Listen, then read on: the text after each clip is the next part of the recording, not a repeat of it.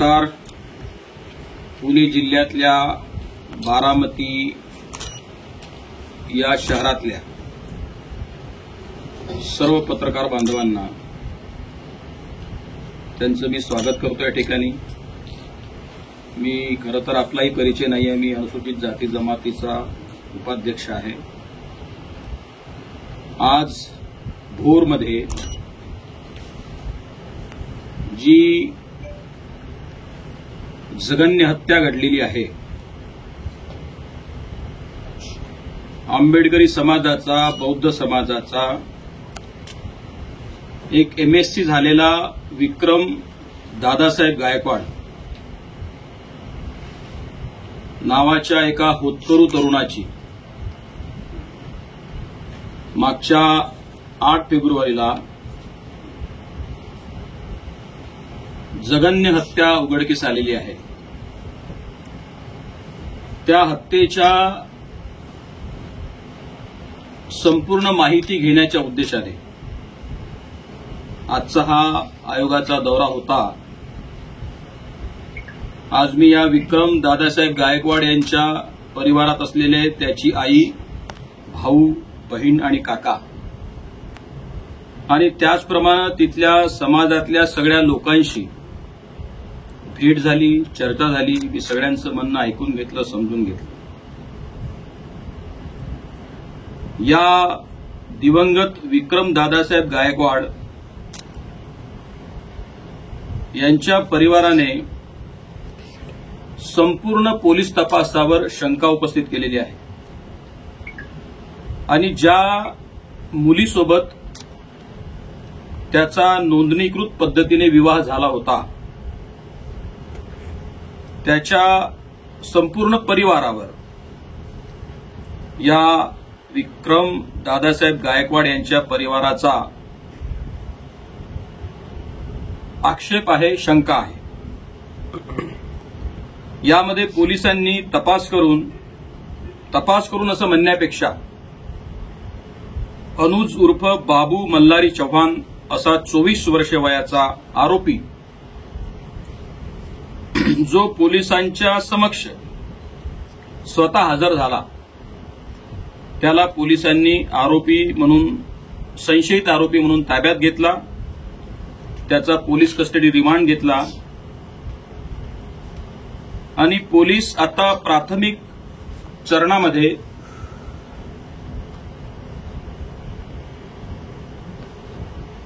हा जो आरोपी स्वतः हजर झाला पोलिसांच्या समक्ष तोच आरोपी आहे अशा पद्धतीच्या निष्कर्षाप्रत प्राथमिक स्वरूपात पोलीस पोहोचलेली आहे. खरं तर माझं जे स्वतःचं निरीक्षण आहे आणि पोलिसांच्या पैकी ऍडिशनल SP श्री गणेश बिरादर, SDM विकास खरात, सोशल जस्टिसचे असिस्टंट कमिशनर विशाल लोंढे आणि तपास अधिकारी असलेले DYSP तानाजी बर्डे या सगळ्यांच्या सोबत आयोगाच्या वतीनं मी बैठक केली. सगळ्यांचं म्हणणं समजून घेतलं, तपास डायरी तपासली. त्यामध्ये पोलिसांनी जेव्हा हे प्रकरण घडलं त्यावेळेला PSI अनिल चव्हाण नावाचा पोलीस उपनिरीक्षक त्या ठिकाणी होता आणि याच्यावर देखील गायकवाड यांच्या परिवाराने शंका व्यक्त केलेली आहे. आणि या संपूर्ण प्रकरणामध्ये या तपास अधिकारी नसलेल्या परंतु तपासामध्ये हस्तक्षेप असलेल्या या PSI अनिल चव्हाणचा हस्तक्षेप मला मोठ्या प्रमाणावर दिसतो आहे. ही एखादी प्लांटेड स्टोरी असावी अशाही पद्धतीची शंका घेण्यास वाव आहे. मृतक विक्रम दादासाहेब गायकवाड यांच्या परिवाराने याची जी पत्नी आहे, ज्या मुलीशी याचा प्रेमविवाह आणि नोंदणीकृत विवाह झालेला आहे, त्याच्या संपूर्ण परिवारावर हा ऑनर किलिंगच्या संदर्भातला प्रकार असावा अशा पद्धतीची शंका व्यक्त केलेली आहे। याच्यामध्ये तंटा मुक्ती समितीचे अध्यक्ष भरत नारायण शिवतारे यांच्याशी देखील माझी प्रत्यक्ष चर्चा झाली। त्यांनी 4 तारखेपासून तर 8 तारखेपर्यंतचा संपूर्ण घटनाक्रम माझ्या समक्ष कथन केला। यामध्ये पोलिसांनी अनेक पद्धतीनं तपासामध्ये कुचराई केलेली आहे। मग ते घटनास्थळाचा पंचनामा असेल, गाडी जप्त करताना त्यातले जे काही पुरावे असतात ते नष्ट करण्याचा प्रकार असेल, त्यात जप्त करण्यात आलेला एक लोखंडी चाकू असेल, त्याच्या फोटो घेण्यापासूनचे तर घटनास्थळाचे पंचनामे करण्याचे प्रकार असतील, हे अत्यंत सर्वार्थाने मला आत्ता या घडीला संशयास्पद दिसत आहे। पण ही घटना 8 तारखेची असल्यामुळे आणि आज 26 तारीख असल्यामुळे 28 तारीख असल्यामुळे 20 दिवसाच्या प्राथमिक चरणातल्या या चौकशीच्या संदर्भाने माझी जी काही निरीक्षणं आहेत ती मी स्वतः नोंदवून घेतलेली आहेत। आणि आज मी पुनश्च त्या तुमच्या जिल्ह्याचे जे एसपी आहेत त्यांना तिथले ऍडिशनल एसपी गणेश बिरादर यांच्या मार्फत बोलणं झालं।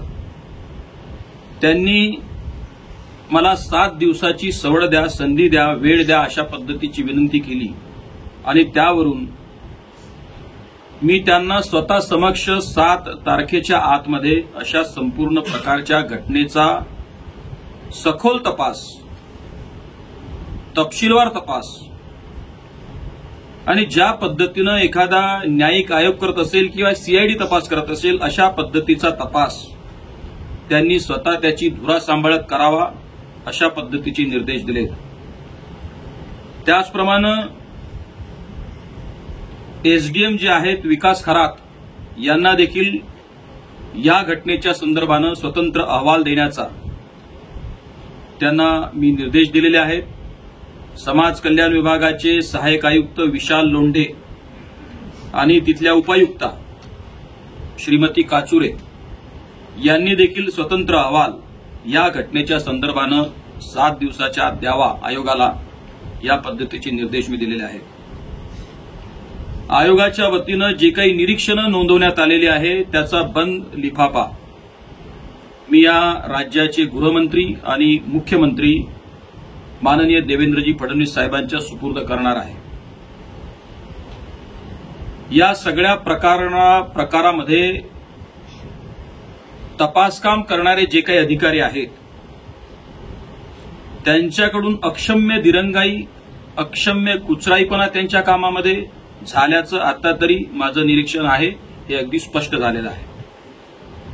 त्यामुळं या पद्धतीची कारवाई झाल्यावर मी पुन्हा एकदा या सगळ्या घटनेच्या रिव्ह्यूसाठी तुमच्या भागात असलेल्या भोर गावी पुनश्च जाणार आहे आणि पुन्हा या आंबेडकरी समाज बांधवावर, त्याच्या परिवारावर ज्या पद्धतीचा अन्याय झालेला आहे तो अन्याय कोणत्याही पद्धतीनं या राज्यातला अनुसूचित जाती जमाती आयोग खपवून घेणार नाही। मी आपल्या माध्यमातून सगळ्यांना विनंती करतो की कोणत्याही पद्धतीनं अशा पद्धतीच्या हत्यांकडे जातीय दृष्टीने पाहू नये असं आव्हान करतानाच हे जरी स्पष्ट दिसत असलं की हे जातीयवादातून घडलेल्या घटना असाव्यात किंवा कोणत्याही पद्धतीच्या घटना असतील तरी देखील सामाजिक सलोखा, शांतता टिकवणं ही राज्यातल्या संपूर्ण 12 करोड जनतेची जबाबदारी आहे आणि त्यामध्ये प्रशासनाचा मोठा सहभाग आहे। तेव्हा याकडे याच दृष्टीनं पाहिलं जावं। आता सामाजिक न्याय विभागाच्या वतीनं जी काही मदत आम्ही आज त्याच्या खात्यामध्ये, त्याच्या आईच्या नावे असलेल्या खात्यामध्ये 4,12,250 रुपयाची राशी आज जमा करण्याचे मी निर्देश दिलेले आहेत आणि चार्जशीट सादर होताच पुढची उर्वरित 4,12,250 ही रक्कम देखील त्याच्या खात्यामध्ये वळती करण्यात येईल। या परिवारातल्या होतकरू तरुणाचा खून झालेला आहे, त्यामुळं या परिवाराची जबाबदारी सांभाळणाऱ्या त्यांनी सांगितलेल्या दुसऱ्या तरुणास किंवा तरुणीस किंवा परिवारातल्या एकास राज्य शासनाच्या वतीनं नोकरी देखील देण्यात येईल। त्याही पद्धतीचा निर्देश मी आजच्या या बैठकीमध्ये आढावा बैठकीमध्ये दिलेले आहेत।